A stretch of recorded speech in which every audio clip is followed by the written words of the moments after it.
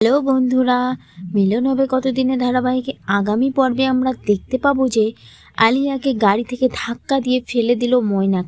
এলাদের বাড়িতে নেশার ঘোরে আলিয়া ময়নাককে নিয়ে নাচতে শুরু করে এবং ময়নাককে বলে, তুমি আমাকে রং লাগিয়ে দাও না ময়নাক। কিন্তু ময়নাক আলিয়াকে জোর করে সেখান থেকে নিয়ে চলে যায়। এইসব দেখে সেখানে মাথা ঘুরে পড়ে যায় মেঘলা। তারপর আলিয়া ও ময়নাক গাড়ি করে যাওয়ার সময় আলিয়া নেশার ঘোরে ময়নাককে বলে যে, তুমি আমার সাথে এরকম কেন করছো? তখন ময়নাক বলে, তুমি চুপ করবে। এরপর আলিয়া বলে, তাহলে দিদিভাই যা কিছু বলেছে সব সত্যি? তখন ময়নাক বলে যে হ্যাঁ, সব সত্যি।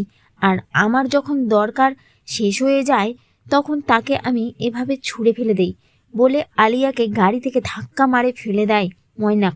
এদিকে মেঘলার যত্ন রাখে দীপ্ত। মেঘলাও ধীরে ধীরে নিজের ভুল বুঝতে পারে।